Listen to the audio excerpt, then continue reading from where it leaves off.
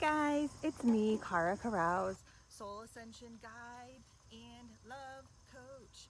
So today I'm coming to you with the topic of attachment styles and more specifically anxious attachments. So there are four different attachment styles. There's anxious, avoidant, disorganized, and secure. And so ultimately, the goal is that we're going for a secure attachment style. Those first three I listed are all insecure attachment styles, um, and they really lead to a lot of dysfunction in relationships and toxic, unhealthy dynamics, which I'm sure you're familiar with if you could relate to having an anxious attachment style or an avoidant or a disorganized. So I have always been interested in this topic. I have a degree in psychology. This was my first degree from 2003. And when I originally went to school for that degree, I had intentions of being able to counsel and help survivors of abuse navigate their relationships, their dysfunction, because I have a history of trauma and abuse in my background. So I was hoping, to be able to utilize that and guide others through their healing. I ended up becoming a nurse and getting involved in the birth world and loving all that, and I still get to do that, though now I've been led back to this coaching and to helping others understand themselves, view themselves through the lens of compassion, and really do this deeply healing inner work so that we can improve our relationships and create a life beyond our wildest dreams. But we get to understand all of this first. So a big part of what goes on with us in relationships is understanding the dynamics we find ourselves in. So for those with an anxious attachment style, now these attachment styles, they're rooted in our childhood and the way that we have related to our caregivers, our earliest caregivers, and what we've sort of had to do or who we've had to be to get their love and approval and their attention and their validation, because all kids just want to be seen and heard and loved and validated, and then we carry that into adulthood too. So the anxious attachment style, it often comes out of a place where in our childhood we were loved or given attention inconsistently. And so then we move on to adult relationships where we are given love and attention inconsistently, because that's what's familiar, because that feels like home to us, though it is dysfunctional and it is maladaptive and unhealthy. So you get to a point in adulthood where you're like, oh, okay, I'm ready to shift this. You're constantly seeking high levels of validation and approval from your partner. You want more closeness. You want more intimacy than they do. You like to be close in proximity.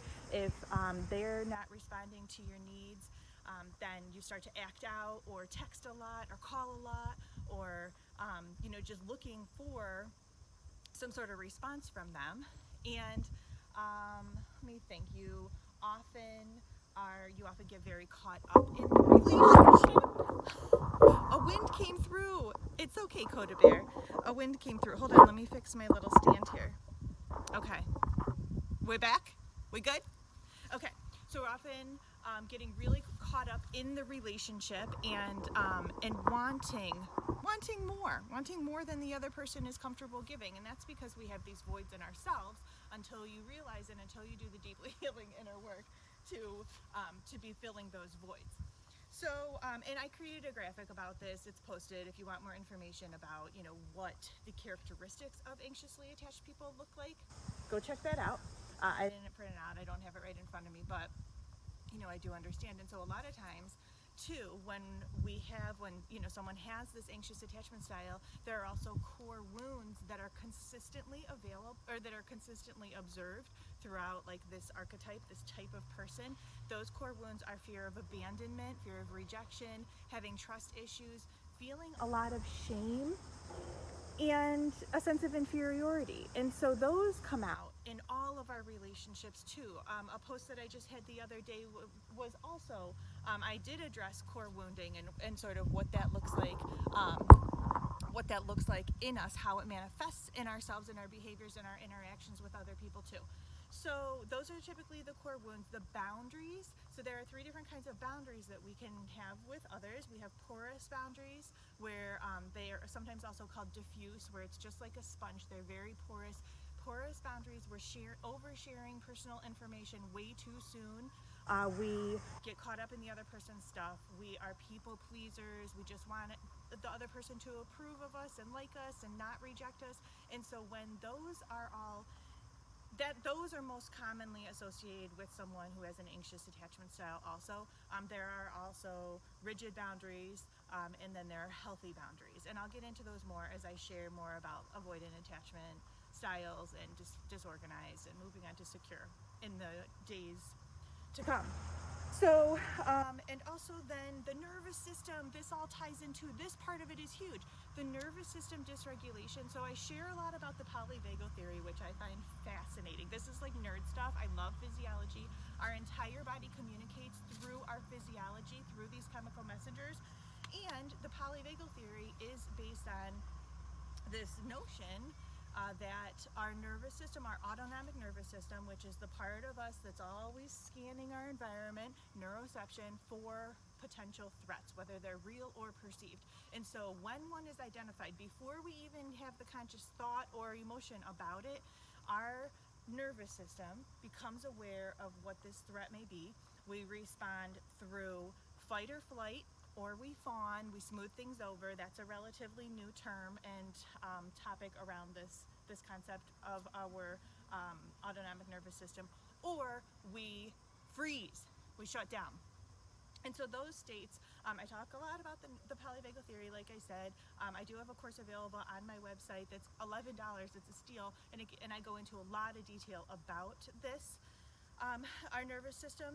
And so the part, our task, our job, our play that we get to engage in when we have an anxious attachment style is to work on self-regulation. And another way I say this is that we need to just get our shit together. Like, you need to get your shit together. Whereas co-regulation is when you're working to regulate yourself with another. And so the goal is to always be able to get back to a safe social place where you feel calm and not freaking out. So when you are having this anxious attachment style as your default, you will often go into the sympathetic activation of the nervous system, fight, flight, or fawn. So you're ready to fight, you're ready to flee, you want to run, you want to get the fuck out, or you want to fawn. If there's been an argument, you just want to smooth things over, you just want to make it better, without any repair, without any resolution. So if you can relate to any of those topics under the umbrella of an anxiously attached person, then your task, your fun, your play is to be able to regulate, to be able to self-regulate, like what I was just talking about with the nervous system. That is first and foremost. To be able to have an awareness and understand what your nervous system is doing in response to the perceived threats of someone who may push back against how much you want to be close, or who may not be as emotionally available to you as you would like them to be. And so you figure out what's going on with your nervous system. You look back and you do the inner child work, the inner child healing, which is, I've been posting about that the last couple days, and I have another video about that too. So inner child work, inner child healing is super duper therapeutic and important. You find people, you surround yourself with others who are going to help lift you up and who are going to help speak this language, because you're here and you're on your healing journey and you're wanting to show up differently and you're wanting to do better and you're wanting to create a life beyond your wildest dreams. And a big part of all that is unlearning everything that you have learned up until this point and relearning, reprogramming. So aligning yourself with people who are going to help be supportive of that. So maybe that's a group of friends, your soul tribe, others who are going through similar periods of growth and ascension in their lives. Maybe that means finding a therapist who is qualified and who understands all of this. I've put these pieces together for myself, and this is the work I do with my clients, my coaching clients. So maybe it means that you're going to be finding a coach to work with. I am taking clients right now. We would first get on a call if you are interested in doing that and just digging a little deeper in yourself. It's free, and then we would decide, if I feel I'm able to be of service to you. So this is my path. This is what I'm here to help you understand, and I hope that was all very helpful for you in me explaining all this. Coda and I just had our walk. This is a big part of my own self-regulation, is to be able to move my body every day. We did just over 2 miles, which is perfect for me and for him. He loves it. He always really benefits from the movement and getting this energy out, as we all need to. We got to keep the energy moving in our body. And then I did a little workout. I'm pretty sore because I've just gotten back into lifting my weights again.